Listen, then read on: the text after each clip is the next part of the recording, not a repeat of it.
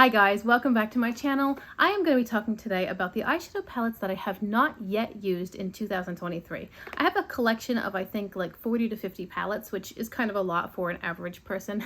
And in preparing for this video, I was actually surprised by the fact that I had used almost my entire collection. So these are the few palettes that for some reason or other have not been used yet in 2023. If you're new here, hello, my name is Rachel. I'm a homeschooling stay-at-home mom. I really enjoy eyeshadow, in case you couldn't tell, and I try to upload several videos every week. They're all eyeshadow related. I do hope you'll consider subscribing before you go.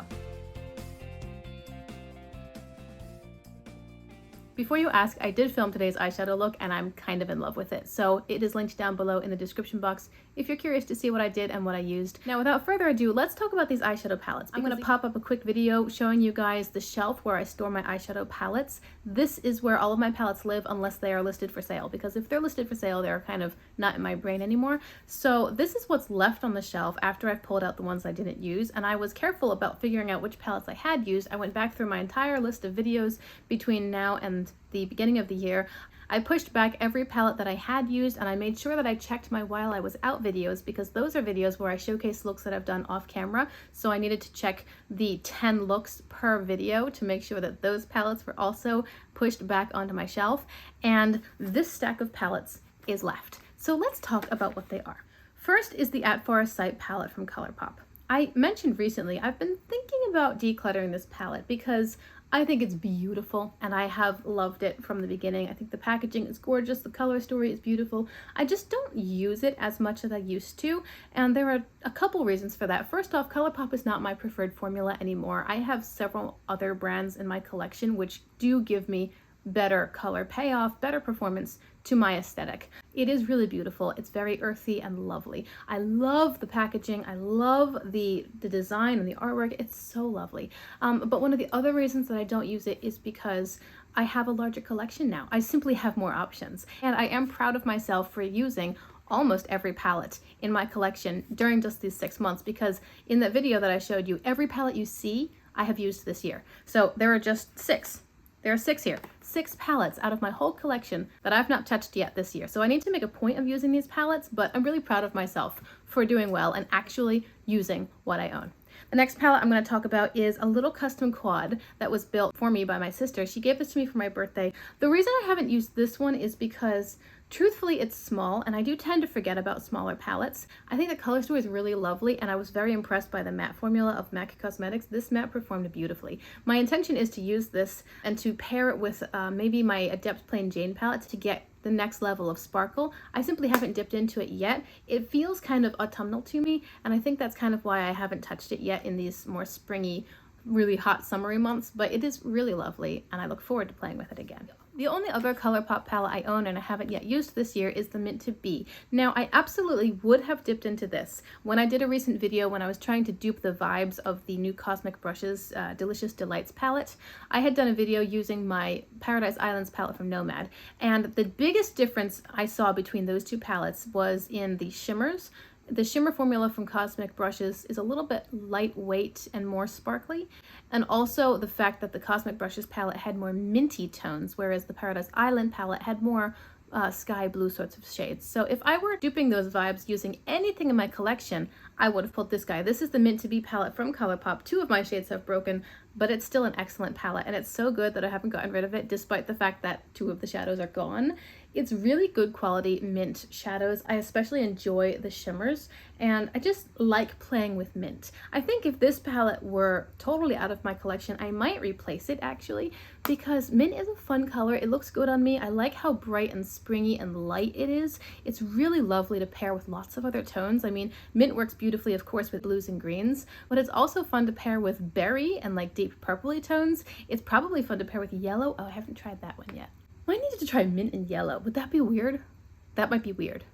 I might do it anyway. Anyway, mint is a fun color to play with, and because it looks good on me, I find that I really enjoy pairing it with other things. I do have a few random mints throughout my collection. The Wilderness palette has a minty tone, the Serenity palette has a minty tone, but this is a whole minty palette, and it has slightly different undertones and whatnot.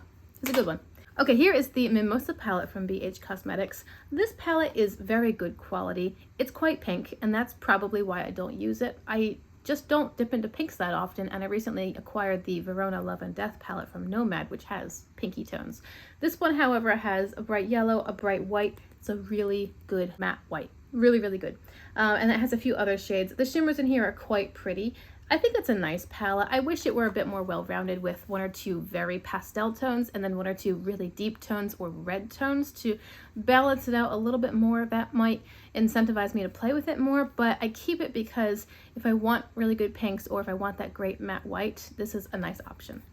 From Glamlight, we've got the Dirty Martini palette. This is my favorite green palette, but I have lots of greens because green is my favorite. So that's probably why I haven't used it yet this year. It's just someone gave me the giant 42 pan earthy palette from Beauty Bay, and I've used that one a good amount. And then I've got the Hala palette from Udensai. I love greens. So this is a good green palette. I enjoy the Glamlight formula. I don't have anything else from this series because this is the one that really called to me, and I think it's pretty well balanced. It's got some more blue tone greens and some browns. This is my favorite shadow in the palette. It's got the more metal colored shimmers, bronze, copper, more of a pewter sorts of shade. It's really, really pretty, and the formula is beautiful. Everything works together so nicely. I wish it went a tiny bit deeper and a tiny bit lighter. Again, that would have rounded it out a little bit more. I don't have an inner corner highlight in here, and this is a nice deepening shade, but it's very blue. This is an okay deepening shade. It's not a lot deeper than the rest of the mattes in here, but overall it's a good palette. I just haven't used it yet because I have so many other green options as well. I kind of can't stop looking at this eyeshadow look. Do you like this eyeshadow look? I love it. I think it's so beautiful. The last palette I'm going to talk about today is the Surge palette from Blend Bunny Cosmetics. The reason I haven't used this one is because it's brand spanking new to my collection. I literally got it in the mail 2 days ago, and at the time of this filming, I have been working on filming my week of Paletopoly, so when I've got time to film, that's where I'm focusing. As soon as I'm done that week, I am diving into the Surge palette because this is a really lovely palette. It's got pastels, it's got weird undertoned middle shades, it's got depths, it's got shimmers, and it's got neons. I'm so excited to play with this palette.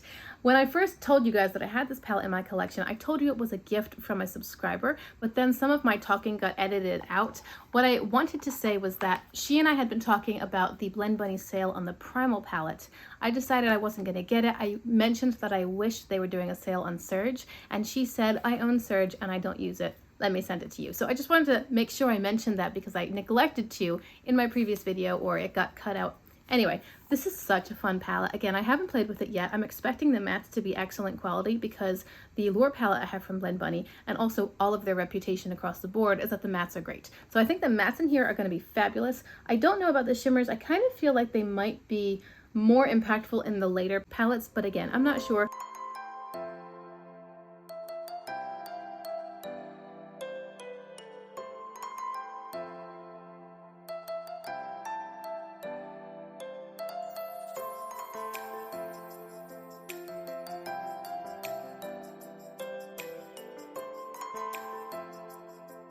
It's not a big deal to me if the shimmers are a little bit less than, because this is going to be so much fun to play with all of the mattes. I love an all matte look. Today's look is all matte except for the lower lash line, and I also have beautiful shimmers elsewhere, so I could do an incredible look and then grab, I don't know, an Adept Plain Jane shimmer and just go to town. It's going to be such fun to play with this palette.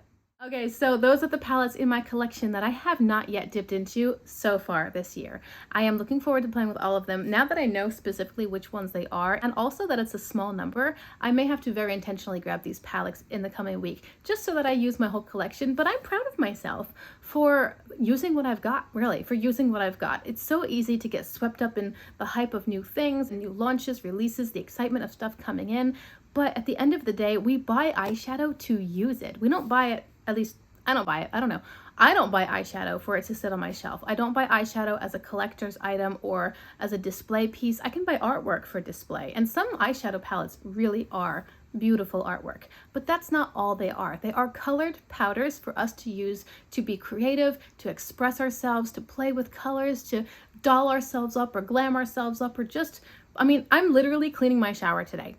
That's my goal for today. I'm cleaning my shower in this eyeshadow look, and I'm okay with it. I'm not going out anywhere. I'm not doing anything special. I'm not going on a date night with my husband. In fact, if I go on date nights with him, I don't wear eyeshadow because he doesn't really care for it. This is what it's about. It's about creative and artistic expression. So I am very happy that I have used almost every palette in my eyeshadow palette collection. Remember to like and subscribe if you like this video, and I'll see you guys again in my next one. Have a great day. Bye.